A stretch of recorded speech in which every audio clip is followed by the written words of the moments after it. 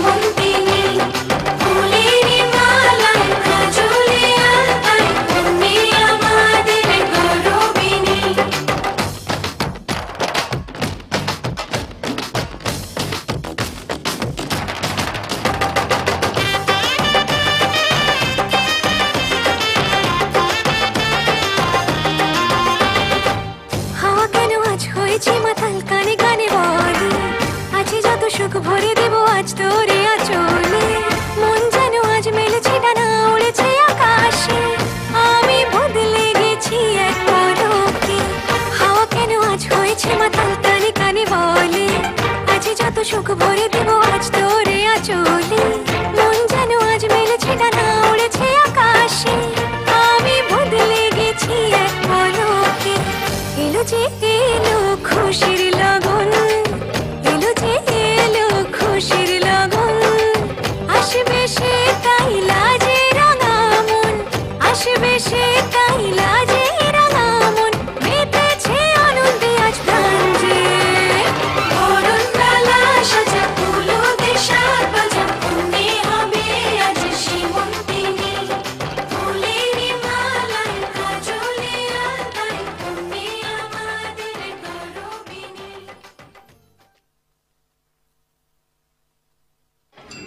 ছি ছি ছি ছি, এমন কাজ মানুষে করে? চামার চামার আমার কি বলছো বর্দি, এক নম্বরে ছোট লোক। আমি জীবনে কোনোদিন শুনিনি এক মেয়ে দেখি আর এক মেয়ের বিয়ে দেয়। মেয়ে কি বলছো ঠাকুরজি, ওটাকে মেয়ে না বলে বলো শাকচুন্নি। যা বলেছো বর্দি, ঠাকুরপোর সঙ্গে মানাবে ভালো। মানুষ কালো হয় তাই বলে এত কালো? তুমি তো কালী পুজো মানত করছো ঠাকুরজি, প্রতিমার আর দরকার পড়বে না, হাতের কাছে জ্যান্ত কালী পেয়ে গেলে। মেয়ে গো এত কালো। তুমি বোধহয় পাত্রী দেখবার সময় চোখে চশমা পরেনি মা। আরে বাবু, মায়ের কি দোষ? মায়ের নয় বয়স হয়েছে, কিন্তু ঠাকুরপো তো নিজেই পছন্দ করেছে। আমি এ মেয়ে দেখিনি। আমরাও তো তাই বলছি, এ মেয়ে মা কিছুটাই দেখতে পারেন না, নিশ্চয়ই পাত্রী বদল করেছে এরা। কিন্তু বৌদি, আমার বাবার বাড়ির কাছে ঠিক এইরকম একটা ঘটনা ঘটেছিল জানো।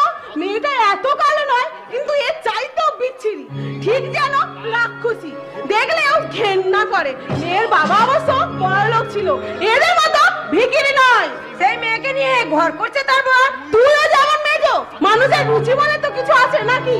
বাপের বাড়িতেই রয়ে গেল মেয়েটা, এবার পুজোতে গিয়ে শুনি গায়ে কেরোসিন তেল ঢেলে আত্মহত্যা করেছে।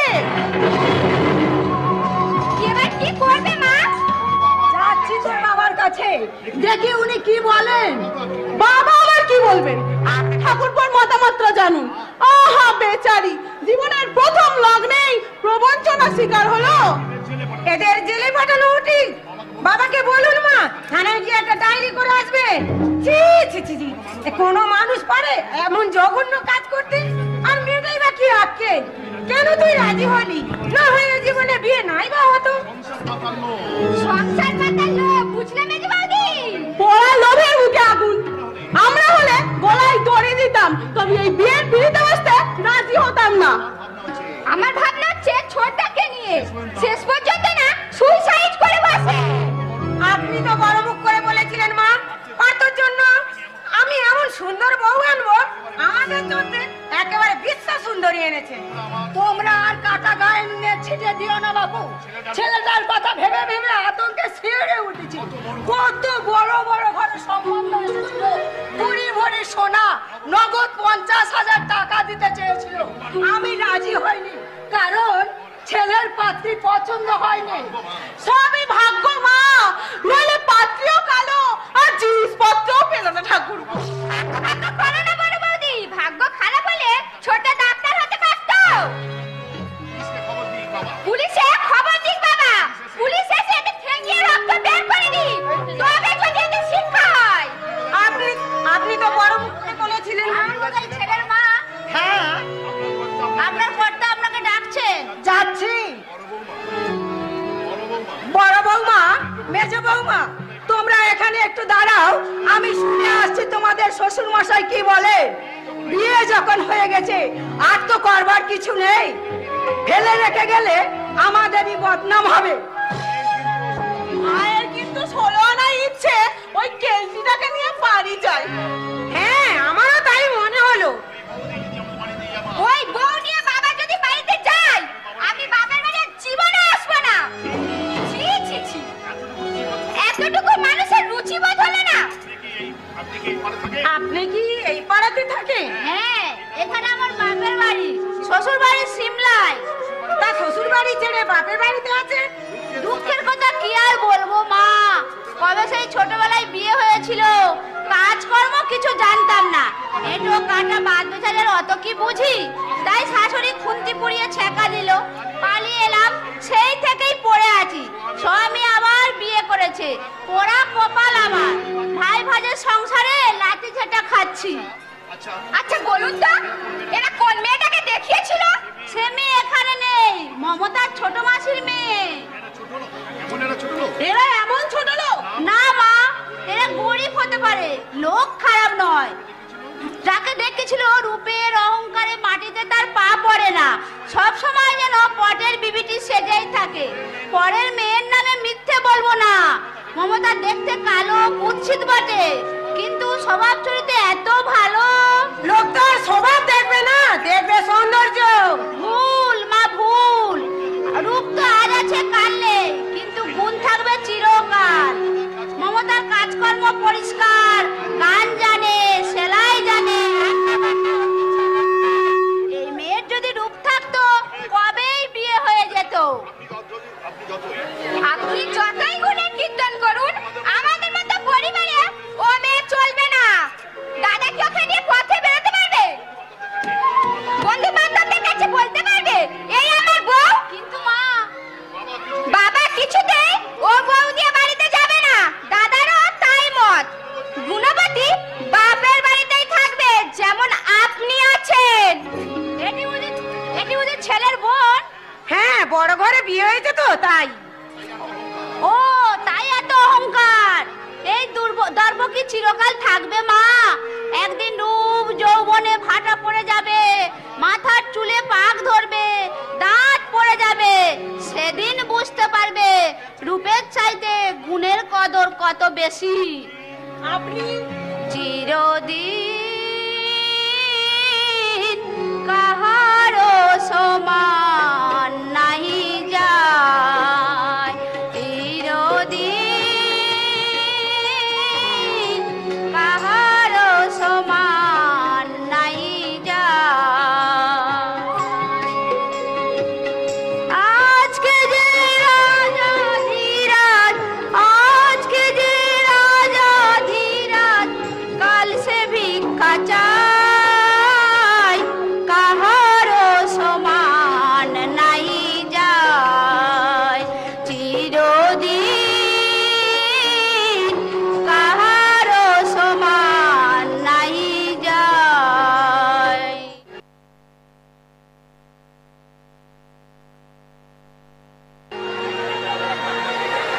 কোথায় গেল স্বপ্ন আমার, আমার ভালোবাসা? কোথায় গেল স্বপ্ন আমার, আমার ভালোবাসা? কসাইখানায় দিলে বলি আমার সকল আশা, আমার সকল আশা। ভেঙে দিলে সুখেরই ঘর, শুধুই দিলে কান্না। ভেঙে দিলে সুখেরই ঘর, শুধুই দিলে কান্না। এই কি আমার পাওনা প্রভু, এই কি আমার পাওনা, এই কি আমার পাওনা প্রভু, এই কি আমার পাওনা, এই কি আমার পাওনা প্রভু, এই কি আমার পাওনা।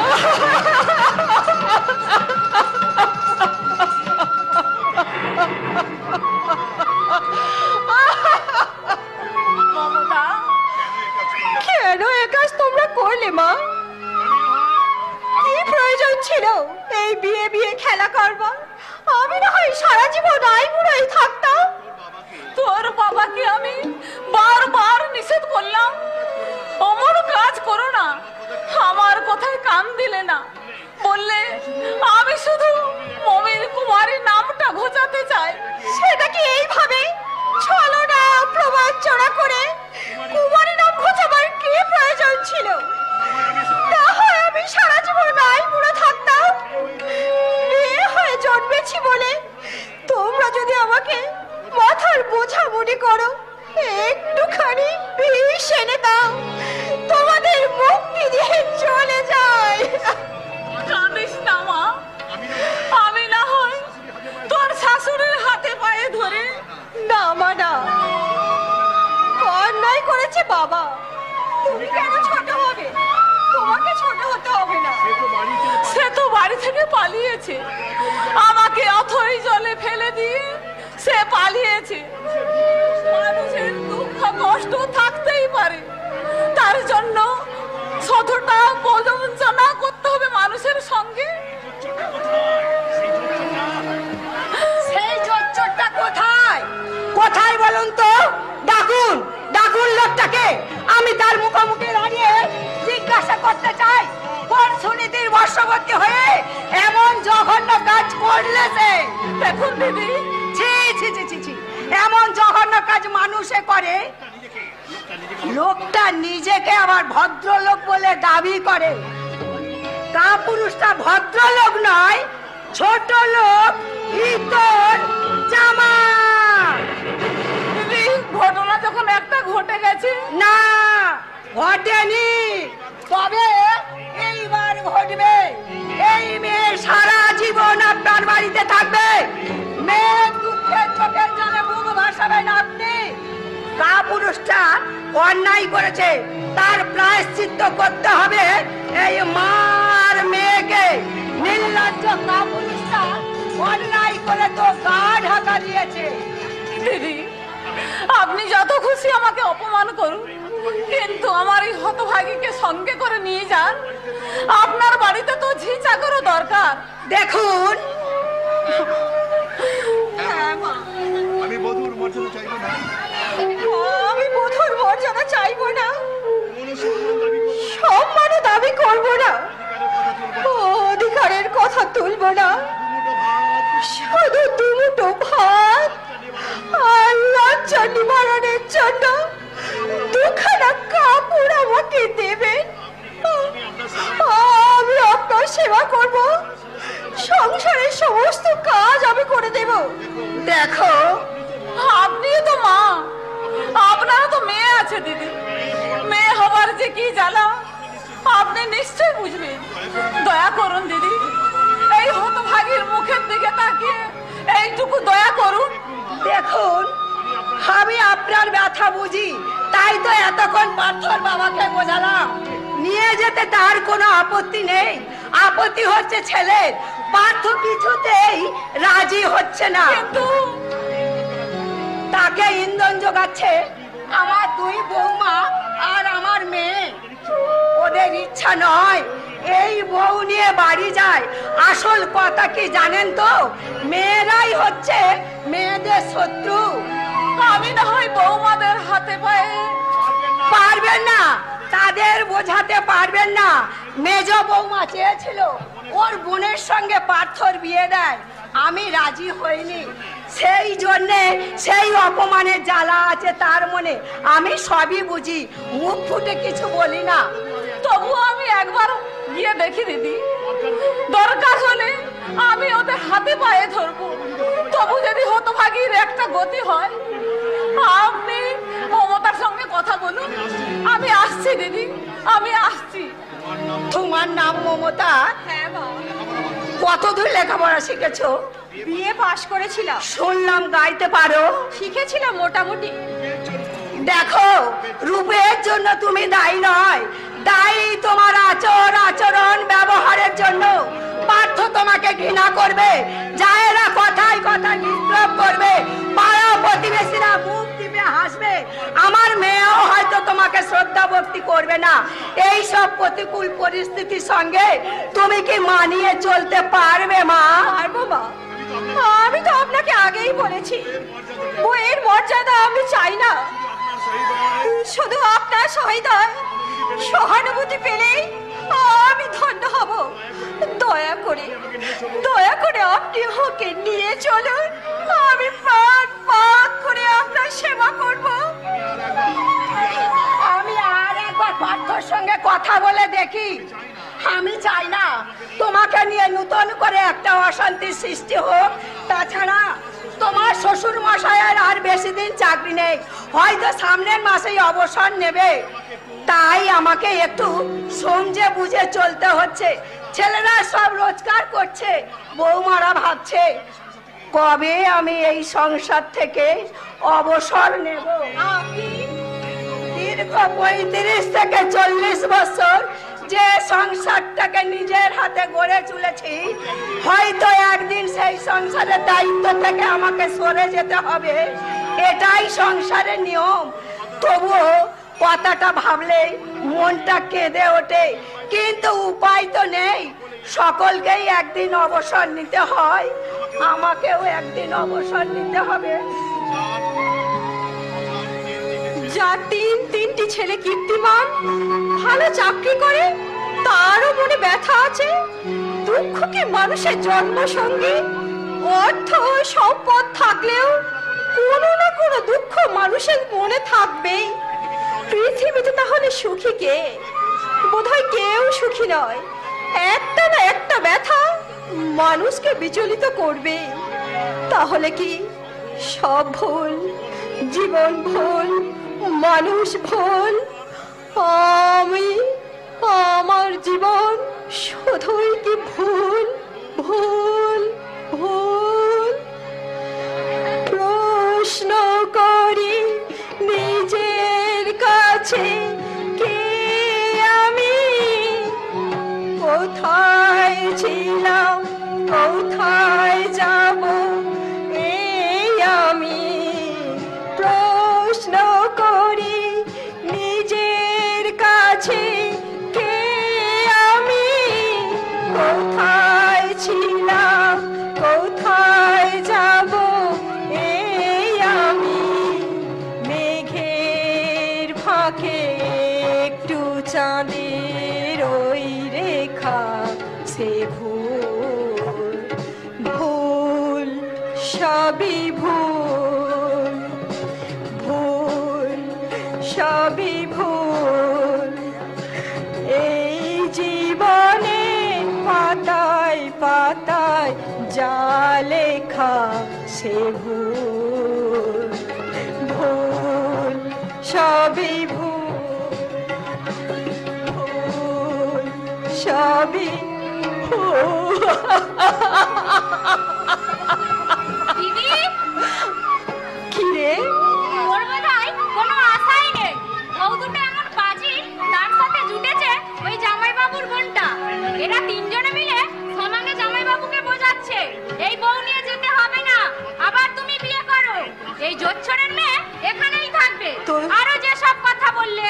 তোর জামাইবাবু কি বললেন? জামাইবাবু কিছুই বলছে না, মাথা নিচু করে বসে আছে। এরা তিনজনে সমানে বুঝিয়ে যাচ্ছে। তবে তো শাশুড়িটা খুবই ভালো। সকালেও জামাইবাবুকে বলছিলে এটা তোমার ভাগ্য, না হলে এমন ভুল হবে কিভাবে। শ্বশুর মশাই তিনি তো বুড়ো মানুষ, কিছু বলতে গেলে বড়রা ধমক দেয়। আপনি চুপ করুন বাবা, তিনটাই খাচ্ছ। তাই বলছি দিদি, দরকার নেই শ্বশুর বাড়ি যাবার। তুই বরং এখানেই থাক। তোমারই নাম তো বুঝেছে। বৌদি, তোমাকে তোমার শাশুড়ি ডাকছে। তুমি কে ভাই? আমার নাম আতর, তোমার শ্বশুর বাড়ির কাজের লোক। তোমাকে একটা কথা বলি বৌদি, ওই তিনখানা যন্ত্রকে এড়িয়ে চলবে।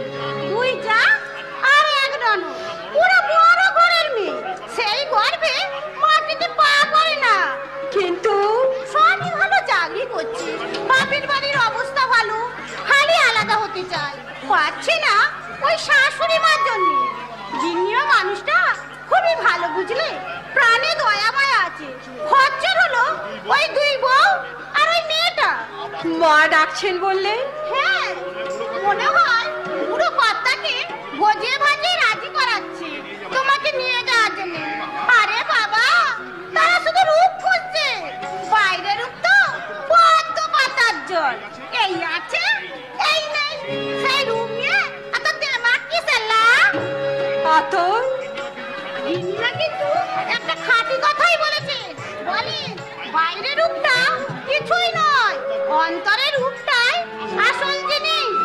বলে রূপ তো এতদিন দেখলে, এবার গুণ দেখো।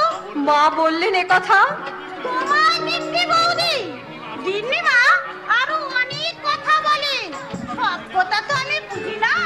বলেন কালোয় যদি এতই মন্দ, তাহলে চুল পাকলে কলম লাগাও কেন? এই যে বলি যাও তৈরি হয়ে নাও, ভাগ্য তোমার খুলে গেল। তোমার তোমার জোচ্চরের বাপরে যে চোরের মতো লুকিয়ে রইলো। মেয়ে শ্বশুর বাড়ি যাওয়ার সময় কি আসবে না কাপুরুষটা? তোমার চেহারাটাই সুন্দর, কিন্তু মুখটা যেন একটা আস্তাকুর ভাগা। কি বললি শয়তানি? শয়তানি আমি না তুমি? জুতিয়ে তোর মুখ ভেঙে যদি না দিয়েছি, বেশি ফটফট করো না, বুঝেছো? জুতো আমার পায়েও আছে, এটা তোমার মুখে উঠে যেতে পারে। এই অপমানের প্রতিশোধ যদি না নিতে পেরেছি, আমি বাপের বেটিই নই। ছোট লোক জোচ্চুরি মেরে এত বড় স্পর্ধা আমার মুখে জুতো মারবে? জোচ্চুরি করে এক মেয়ে দেখিয়ে আরেকটা পেটলির সাথে বিয়ে দিয়েছে ছোটা। তোমার হাতে ধরে আমি ক্ষমা চাইছি ভাই। আচ্ছা শয়তানি, জুতো মেরে গরু দান। চল না বাড়িতে, তোর নাকের জলে চোখের জলে যদি এক না করে দিয়েছি, আমার নাম ছবি মজুমদার নয়। মা গো মা, আমার বল ঠিকই বলেছি। যতই চুপ করে থাকবি, ততই ওরা পেয়ে বসবে। ও কেন তোমার বাবাকে যত বলবে? ওর বাবার বলুক, ওর দাদার বলুক, ওর বোন পাকা ধানে মই দিয়েছে তোমার বাবা। ভদ্র করেন, লেখাপড়া শিখেছে, তার মুখ দিয়ে যদি এইসব কথা বার হয়, তাহলে ওর আর আমার মধ্যে তফাৎ কি? আমরা তো তোমাদের কাছ থেকেই শিখবো, নাকি বলো বৌদি? চলো।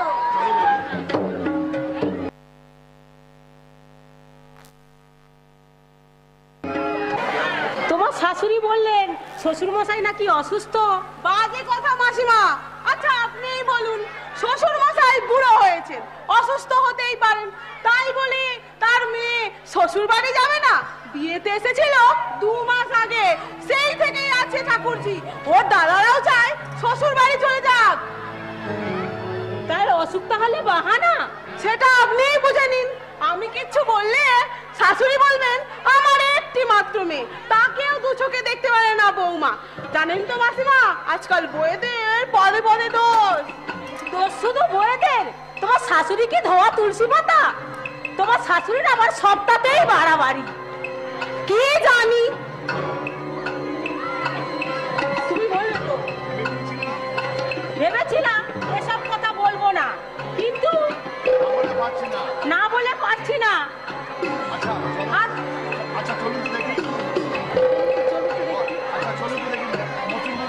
বা এ উচিত কথা বললে তেতো লাগবে মাসিমা, তাই বলি না। শ্বশুর মশাই বুড়ো হয়েছেন, অসুস্থ হতেই পারে, তাই বলে তার মেয়ে বাড়িতে যাবে না? চলুন মাসিমা, আপনার বৌমার নামে কিছু কথা বলার আছে। আসুন আমার সঙ্গে, আসুন।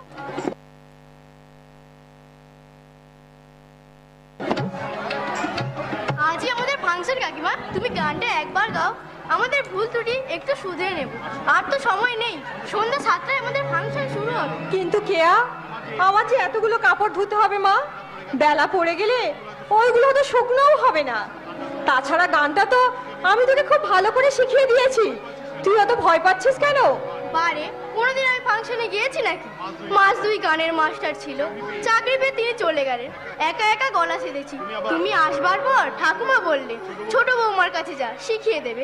তাই 2 মাস তোমার কাছে শিখলাম। এখন যদি তুমি দেখিয়ে না দাও। কিন্তু এতগুলো কাপড় কাপড় তুমি ধোবে কেন? আতরটি ধুতে পারে না, মা পারে না নিজের কাপড় দোকানে ধুয়ে নিতে, পিসি তো ঘুরে বেড়ায়, নিজের কাপড় চোপড়কে ধুয়ে নিতে পারে না। চুপ কর মা, শুনতে পেলে ও এক্ষুনি আজে বাজে কথা বলবে। বলুক, আমি ভয় করি না। ঠাকুমা বুড়ো মানুষ, তার কাপড় তুমি ধুয়ে দেবে, কিন্তু মা, পিসিমা, মেজোকাকি গুচ্ছের জামা কাপড় তুমি কেন ধোবে? তাদের মতো তুমিও বাড়ির বউ, তাদেরও যা অধিকার তোমারও ততখানি অধিকার। কেয়া, লক্ষ্মী মা আমার, চুপ কর। হায় রে আমার সোনামণি,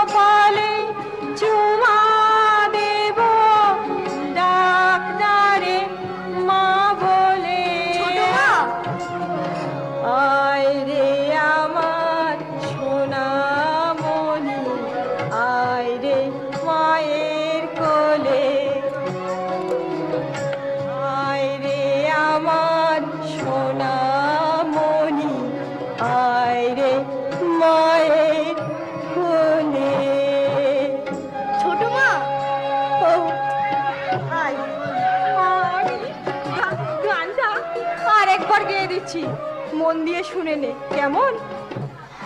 সূর্যের মতো হব উজ্জ্বল, সূর্যের মতো হব উজ্জ্বল, আকাশের মতো হব নির্মল, মুছে দেব বুকে টেনে নিয়ে অসহায় মানুষের চোখের জল। সূর্যের মতো হব উজ্জ্বল, আকাশের মতো হব নির্মল, মুছে দেব বুকে টেনে নিয়ে অসহায় মানুষের চোখের জল। সূর্যের মতো হব উজ্জ্বল, সূর্যের মতো হব উজ্জ্বল, সূর্যের মতো হব উজ্জ্বল। বলি এই যে জলসা করলে পেট ভরবে নাকি গেরস্ত বাড়িতে কাজকর্ম কিছু আছে? মেজবাউদি বললে কাপড়গুলো ধুয়ে তাড়াতাড়ি চলে আসবে, একটা বাসন পড়ে আছে। এদিকে মনের জলসার আসর বসিয়েছেন। নিজের কাপড়খানা কি তুমি ধুয়ে নিতে পারো না পিসি? কি বললি শয়তানি? ছোট আগে তোমরা ঝিয়ের মতো খাটাচ্ছ। উনি কি এই বাড়ির বউ নয়? কেন উনি তোমাদের বাসি কাপড় দেবেন? নিজের কাজ নিজে করতে পারো না? মেরে তোর মুখ ভেঙে দেবো জানিস শয়তানি? অত সস্তা নয়, বুঝেছো? তোমার বিয়ে হয়ে গেছে, কর্তৃত্ব করবে ওই শ্বশুর বাড়িতে, এখানে নয়। এই কচি বাচ্চাটার মাথা খেয়েছিস শয়তানি? নইলে যে মেয়ে আমার চোখের দিকে তাকিয়ে কথা বলতো না, সে আজ আমাকে জ্ঞান দিয়ে যাচ্ছে। তোর 14 পুরুষের ভাতি আমার বিয়ে হয়ে গেছে, নইলে তোকে আমি বুঝিয়ে দিতাম কত ধানে কত চাল। স্বামী তো ফিরেও তাকায় না, আমরা হলে ঘেল নাই লজ্জায় গলায় দড়ি দিতাম থাপুছে। না না, আমি গলায় দড়ি দেব না, কারণ আমি দেখতে চাই কি আমার এই জীবনের পরিণতি। আমাকে যিনি সৃষ্টি করেছেন সেই বিধাতাকে যদি আমি কোনোদিন সামনে পেতাম, আমি শুধু একটি মাত্র প্রশ্ন করতাম, রূপ কি মানুষের শ্রেষ্ঠ সম্পদ? যদি তা না হয় তাহলে প্রতি পদে পদে লাঞ্ছিত ও অপমানিত হচ্ছে কেন? কেন কেন?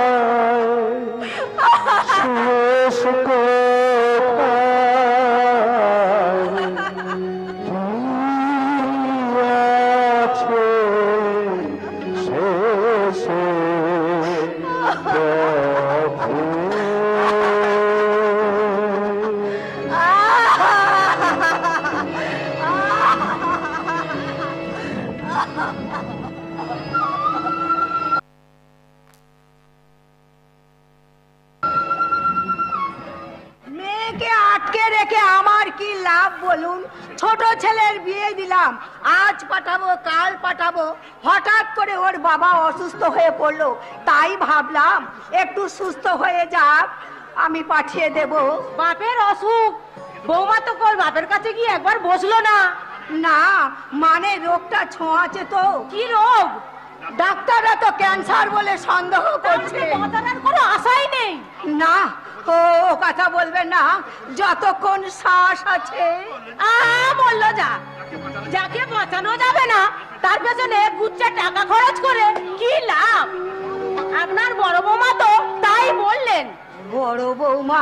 হ্যাঁ, তো সে চাই না, তার স্বামীও চায় না যে তার বাপের পিছনে অযথা টাকা খরচ হোক। টাকা পয়সা তো আর খোলাম কুচি নয় ভাই।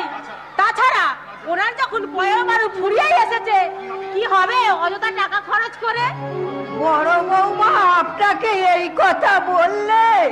হ্যাঁ, তো শুধু বড় বৌমা কেন, বড় মেজ দুজনেই তো বললেন। যাকে আপনার সংসারে আমি নাক গলাবো না। আমি বৌমাকে নিয়ে কালই সকালে বাড়ি চলে যাচ্ছি। বৌমাকে বলুন তৈরি থাকতে। আর কয়েকটা দিন? না, আপনি তো নিজের চোখে দেখলেন ওর বাবার অবস্থা। ওসব কাঁদুনি আমার কাছে গাইবেন না। 1 বছর হলে ছেলের বিয়ে দিয়েছি। বলি কটা দিন স্বামীর ঘর করেছেন? যখনই দেখো বাপের বাড়ি। মেয়ের জন্য এতই আহ্লাদ যখন, তাহলে মেয়ের বিয়ে না দিলেই পারতেন। আপনি শুধু শুধু উত্তেজিত হচ্ছেন ভাই। ফালতু কথা একদম বলবেন না। রূপ দেখে ছেলের বিয়ে দিয়ে আমি গু খেয়েছি। একটা কাজ জানে না, সেই যখন আমাকে হাত পুড়িয়ে রান্না করে খেতে হয়, ছেলের বিয়ে দিয়ে কি লাভ? না, কদিন লেখাপড়ায় ব্যস্ত ছিল তাই। মরি মরি মরি, কি কথাই না শোনালে। লেখাপড়া শুধু কি আপনার মেয়েই শিখেছে, আর কেউ শেখে না? ভেবেছিলাম এসব কথা বলবো না, কিন্তু আমার সহ্যের সীমা ছাড়িয়ে যাচ্ছে বলে বলতে বাধ্য হলাম। দেখুন, একটা কথা বলছি, আপনি কিছু মনে করবেন না। আপনি সংসার করছেন বটে, কিন্তু আপনার পায়ের তলার মাটি আস্তে আস্তে সরে যাচ্ছে। তাই বলছি, মেয়েকে কোলের কাছে না রেখে আমার সঙ্গে পাঠিয়ে দিন। কাজকর্ম শিখে সংসার বুঝে নেক। আমার পায়ের তলার মাটি একটু একটু করে সরে যাচ্ছে, সেটা আমি অনুভব করতে পারছি। বিয়ের আগে ছেলেরা মা ছাড়া কিছু জানে না। আপনার অভিযোগ সবই মায়ের কাছে। মাইনে পেয়ে টাকা বাবার হাতে দিত না, আমার হাতে তুলে দিত। বড় ছেলের বিয়ে দিলাম, তারপরেও 3 মাস মাইনের টাকা এনে আমার হাতে দিয়েছে। তারপর দিত বৌমার হাতে। বৌমা এসে 2000 টাকা আমার হাতে ধরে দিত। আমি জিজ্ঞাসা করতাম, বড় বৌমা বাকি টাকা কোথায়? বড় বৌমা বলতো, আপনার ছেলের কি সব ধার দেনা আছে। মা, তোমার ছোট বৌমার চচ্চড়ি বুদ্ধি দেখেছো? সেই কখন কাপড় চোপড় ধুতে গেছে, ফেরার নাম কি নেই। এদিকে এক জায়গায় একটু বাসন পড়ে আছে। তুই তো নিজের চরকায় তেল দে। কে কি করলে না করলে সে নিয়ে তোর কি দরকার? মা, সন্তান দিল না যে কে যে নিয়তির খেলা, আজ এই মেলা। কে যে নিয়তির খেলা, আজ এই বেলা। সন্তান দিল না যে সন্তান দিল না যে সন্তান দিল না যে সন্তান দিল না যে বিধিরে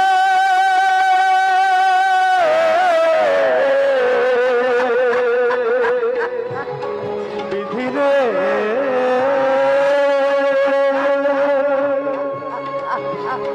বিধিরে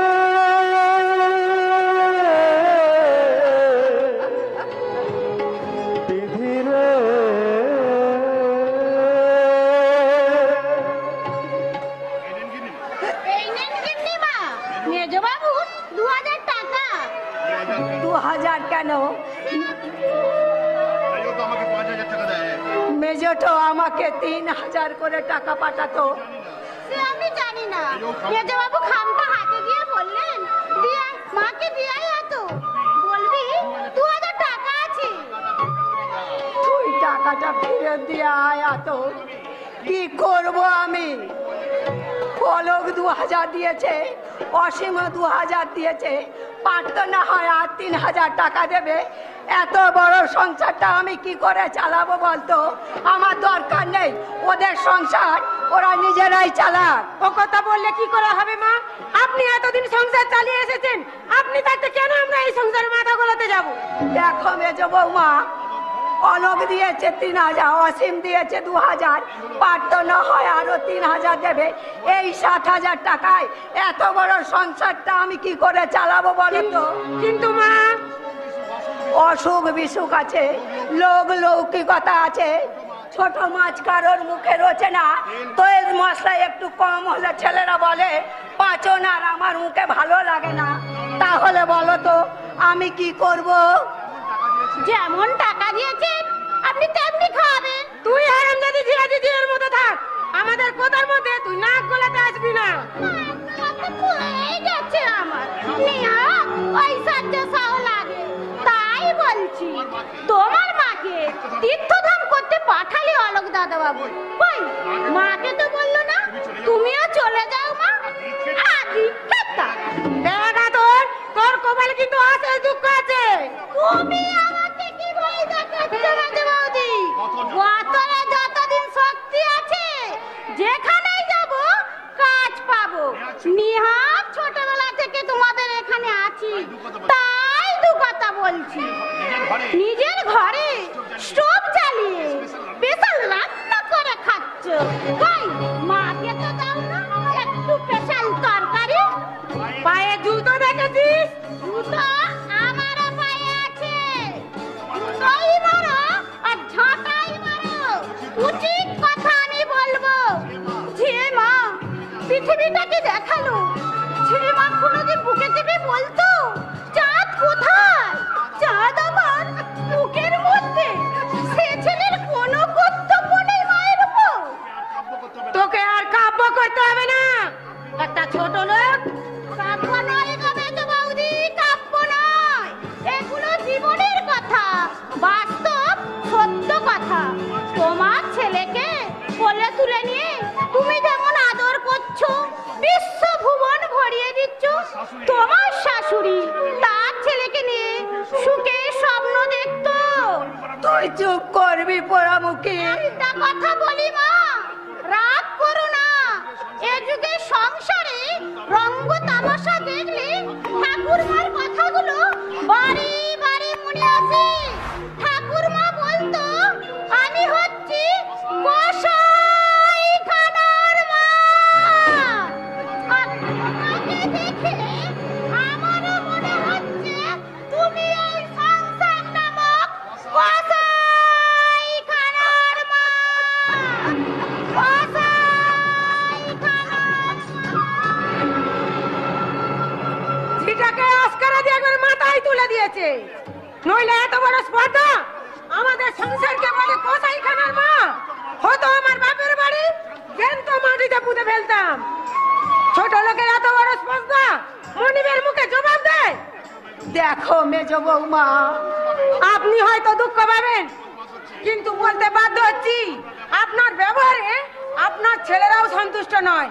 আপনি ঠাকুরজিকে এই বাড়িতে রেখেছেন, তাকে সংসার ধর্ম করতে দিচ্ছেন না। ছোট ঠাকুর বাবা কিন্তু আপনার উপর অসন্তুষ্ট, তার জীবনটাকে আপনি ব্যর্থ করে দিয়েছেন। কি দরকার ছিল কেলটিটাকে নিয়ে আসবেন? বাধ্য কাল রাত্রে আমাকে স্পষ্ট করে বলেছে ওই মেয়েকে নিয়ে ঘর করা আমার পক্ষে সম্ভব নয়।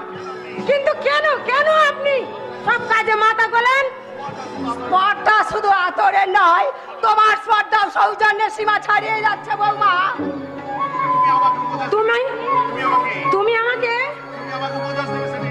তুমি আমাকে উপদেশ দেবে সেদিন, যেই দিন তুমি হবে এই সংসারের গিন্নি। মমতাকে নিয়ে আসা আমি ভুল করেছি।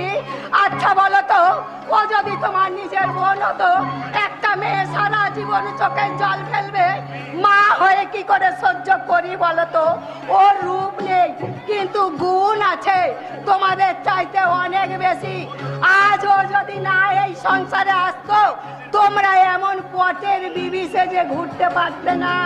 আপনি তো একেবারে আমাদের পটের বিবি সেজেই রেখেছেন। তর্ক করো না, মুখে মুখে তর্ক করো না। এই 2 মাসের মধ্যে কদিন তুমি রান্না করেছো? বড় বৌমাই বা কটা দিন হেসে লেগেছে? আমি কানা নই, সব দেখতে পাই। সংসারটা ওর একা নয়, তোমাদেরও।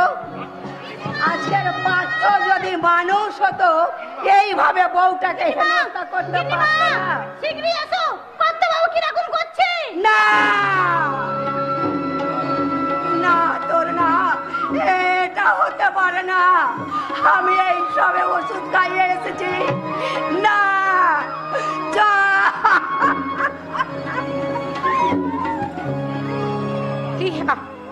বুড়োটা ফুটে যাক, তখন দেখবো কত ধানে কত চাল।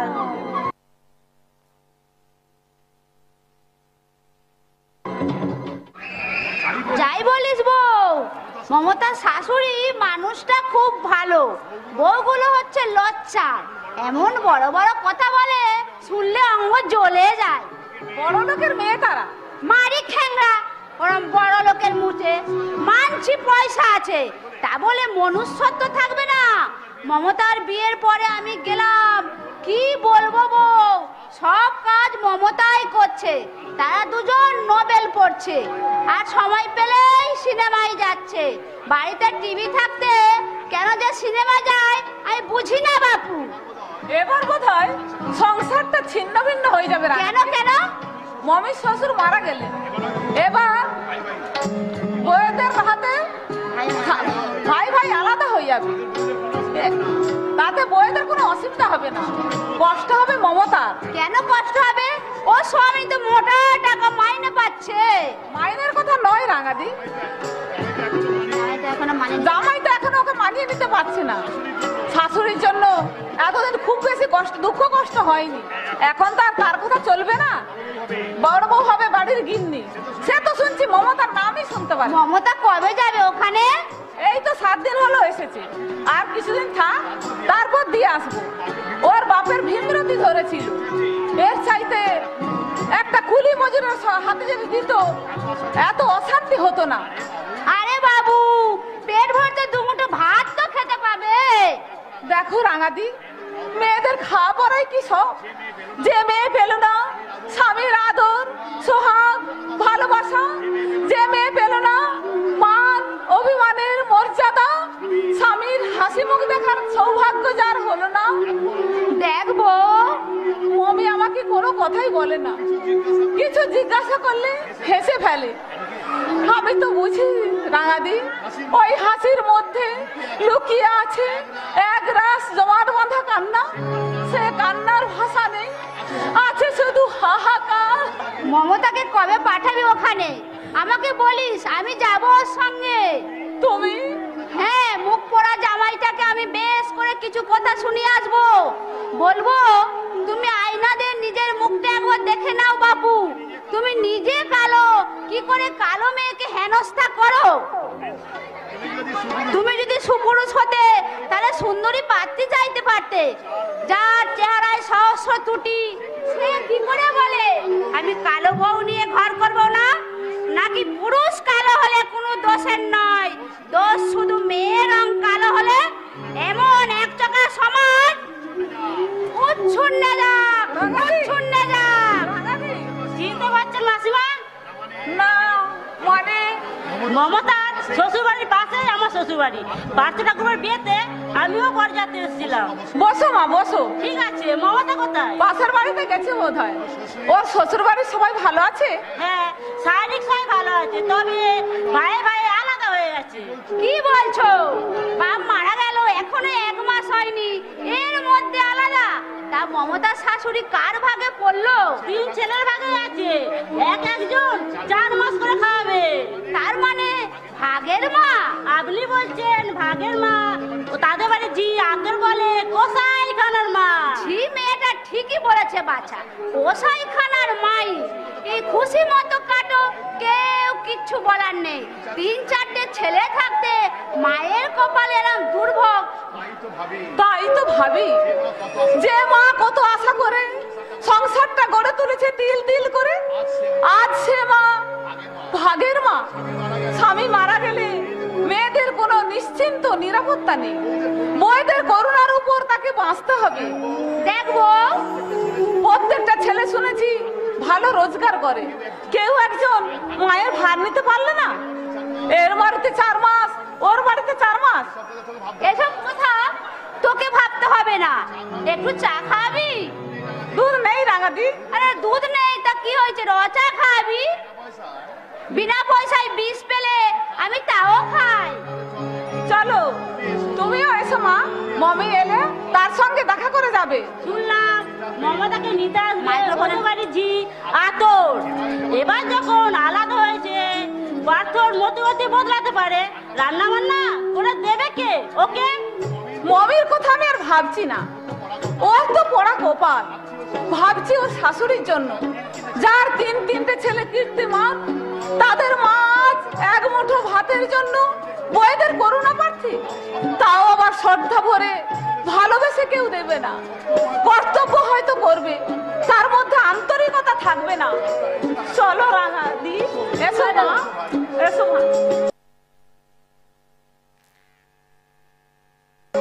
আমার সকল দুঃখের প্রদীপ জেলে দিব, গেলে করব নিবেদন। আমার ব্যথার পূজা হয়নি সমাপন, আমার সকল দুঃখের প্রদীপ জেলে দিব, গেলে করব নিবেদন। আমার ব্যথার পূজা হয়নি সমাপন, আমার সকল দুঃখের প্রদীপ। আবার তুই কাঁদছিস দিদি? তোকে আমি বারবার বলেছি হীনমন্যতায় ভুগবি না, তুইও ওদের মতো মানুষ, তোরও আছে বেঁচে থাকার অধিকার। এতদিন এলাম, একটা চিঠি দিয়ে খবরও নিলে না, কথা নাই বলু, তবু কেমন আছে সেটা তো জানাতে পারতো। জামাই বাবু যখন তোর সাথে সম্বন্ধ রাখতে চান না, তোরই বা এত মাথা ব্যথা কেন? মনে কর তোর বিয়েই হয়নি, আমাদের যদি এক মুঠো জোটে তুইও না খেয়ে থাকবি না। কেমন আছো মমতা? আরে কনক দি, আপনি? পাশের গ্রামে আমার বাপের বাড়ি, ভাবলাম তোমার সঙ্গে দেখা করে যায়। শরীর ভালো আছে তোমার? হ্যাঁ ভালো আছি। বড়দি, মেজদি, ঠাকুরজি ওরা সবাই কেমন আছে? সবাই তো আলাদা হয়ে গেছে। কি বলছেন কনক দি? হ্যাঁ ভাই, তুমি চলে আসবার 3 দিন পর ভাইয়ে ভাইয়ে পৃথক হয়েছে। পাড়ার 5 জন এসে ভাগ বান্টা করে দিয়ে গেছে। মাকে বোধহয় তার ছোট ছেলে? না, 5 তারিখও 4 মাস, আর 2 ভাই 4 মাস করে খাওয়াবে। তার মানে ভাগের মা গঙ্গা পায় না? সুলতা, ভদ্রমহিলার বড্ড অহংকার ছিল, বুঝলি? তোর বিয়ের পর গেলাম তো ওখানে, ওনার এক আত্মীয়ার কাছে বলছিলেন আমার 3 ছেলে, 3টেই রত্ন, বোধহয় নকল রত্ন, আসল রত্ন হলে মাকে কেউ ভাগ করতো না। শেষ পর্যন্ত মাকে ওরা ভাগ করলে? সত্যি কথা বলতে কি আমি স্বপ্নেও ভাবিনি কনক দি, উচ্চ শিক্ষিত ছেলেরা মাকে এতটা হেনস্থা করবে। 2 মাস আগে পর্যন্ত যার কথায় সবাই চলতো, আজ তার একই পরিণতি। স্নেহ, মায়া, মমতা, এই প্রতিদান। সংসার এত নির্মম, এত নিষ্ঠুর। তিল তিল করে যাদের মানুষ করলেন, বুকের রক্ত ঝরালেন সহস্র ধারায়, না খেয়ে সন্তানদের মুখে তুলে দিলেন ভালো মন্দ খাবার। বইরা না হয় পরের বাড়ির মেয়ে, অন্য পরিবেশ থেকে এসেছে, কিন্তু ছেলেরা তো নিজের রক্ত, তারা কি করে ভুলে গেল এই মা সর্বস্ব ধরিত্রীর মতো নীরবে অকৃত্রিম ঢেলে দিয়েছে স্নেহ মমতার সঞ্জীবনী ধারা। কিন্তু মাকে যে ওরা ভাগ করেছে তা নয়, মাকে ওরা দাঁড় করেছে আসামির কাঠগড়ায়। যায়। তার মানে মানে দিন ছেলেই বলছে তোমার কাছে কত টাকা আছে বার করে দাও। এতদিন মাইনের সব টাকাই তোমার হাতে তুলে দিয়েছি, এত টাকা কিছুতেই খরচা হতে পারে না। খরচা হলো তার হিসাব দাও। ছি ছি ছি ছি। ছবির বিয়েতে মাসিমা তার নিজের সমস্ত গয়না দিয়ে দিয়েছে। ছেলেরা ভাবছে মায়ের কাছে মোটা টাকা আছে, সব উনি ছবিকেই দেবেন, সেই জন্য চাপ দিচ্ছে কত টাকা আছে বার করে দাও। আশ্চর্য ছেলেদের মানসিকতা। যদি কিছু থেকেও থাকে তাহলে ওদের দেবেন কেন? তার নিজের কোনো খরচ নেই। শ্বশুর মশাই মারা গেছেন 2 মাস আগে, এখন তো মাকে দুটো পয়সা দেওয়ার কেউ নেই। আগর হ্যাঁ গো বৌদি, ছোট বৌদিকে নিতে এলাম। সত্যি বলছো ভাই? এই নাও তোমার কর্তার চিঠি। আমার সৌভাগ্য। তুমি কার কাছে আছো? আমি সবার সঙ্গে আছি। বড়র ঘরের কাজ করছি, মেজর ঘরের কাজ করছি। ছোট বাবু এখন হোটেলে খাচ্ছে, তুমি গেলে তোমারও কাজ করে দেবো। আমি তো ভাগের ঝি। বড়দি মেসি ওরা তো তোমাকে সহ্যই করতে পারতো না, বলতো দূর করে দেবো। বড় বলাই, মুখের কথা খসালে 10টা বউ পাওয়া যাবে। হাজার মাথা কুটে বলল একটা বিশ্বাসী ঝি পাওয়া যাবে না বৌদি। ভাই ভাই পৃথক হয়ে গেল।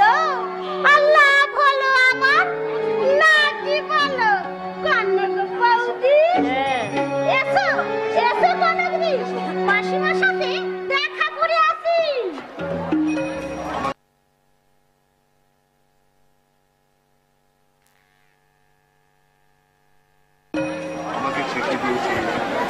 আমাকে চিঠি পাঠিয়েছে। কি লিখেছেন উনি চিঠিতে? দেখি তো পড়ে। স্নেহের মমি, পত্রের প্রথমে আমার ভালোবাসা দিও। তুমি যে ভালো নেই আমি নিশ্চিত। আমিও খুব একটা ভালো নেই। প্রতিনিয়ত বিবেকের দংশনে ক্ষত বিক্ষত হচ্ছে আমার হৃদয়। আমি বুঝেছি রাগ, অভিমান, মনোমালিন্য সংসারের ধর্ম। সবকিছু ভুলে গিয়ে শীঘ্রই তুমি ফিরে এসো। এটি তোমার আলো আর আলো দিয়ে তোমার খুশিটি নিয়ে প্রেমকে নতুন করে জানলাম। মনে হয় আজ আমি হাজার সূর্য ওঠা দেখলাম।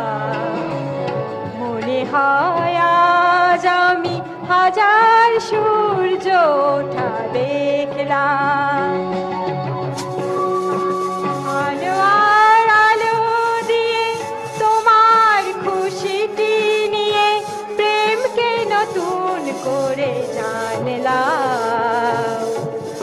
মনে হয় আজ আমি হাজার সূর্য ওঠা দেখলাম। মনে হয় আজ আমি হাজার সূর্য ওঠা দেখলাম।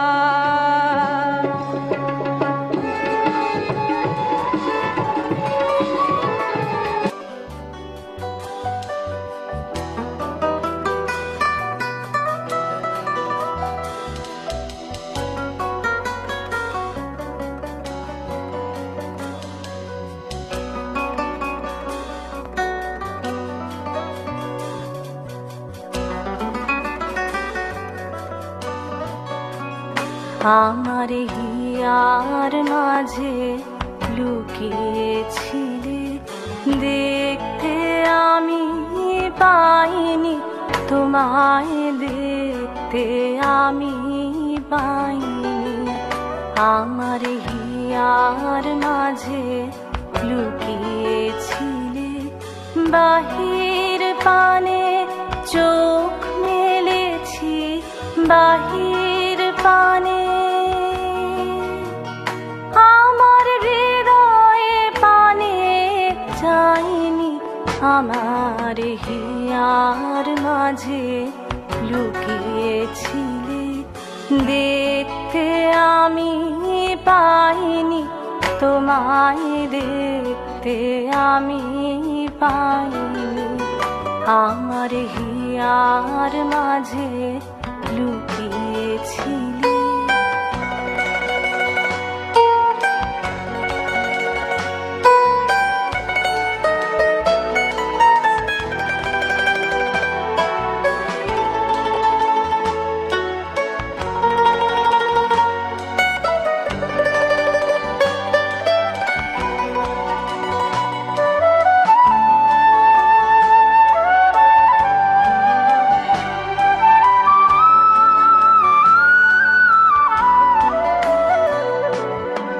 আমার সকল ভালোবাসায়, সকল আঘাত, সকল আশায়, আমার সকল ভালোবাসায়, সকল আঘাত, সকল আশায় তুমি ছিলে আমার কাছে, তুমি ছিলে।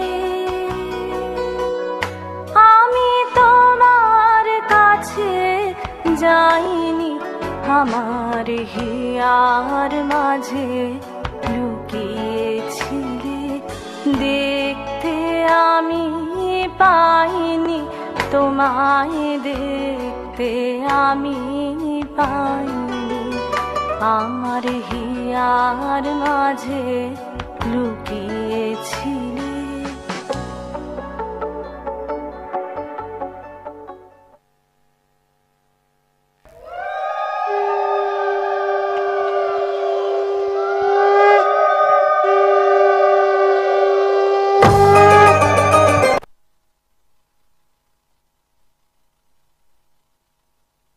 জোড়া নিবেদিত নৃত্য প্রতিযোগিতা সকাল 10টায় অঙ্কন প্রতিযোগিতা, সকাল 10টায় অঙ্কন প্রতিযোগিতা। বিষয় বাংলার মুখ আমি দেখিয়াছি এবং খ বিভাগে রয়েছে চাষ করি আনন্দে, মাঠে মাঠে বেলা কাটে সকাল থেকে সন্ধে।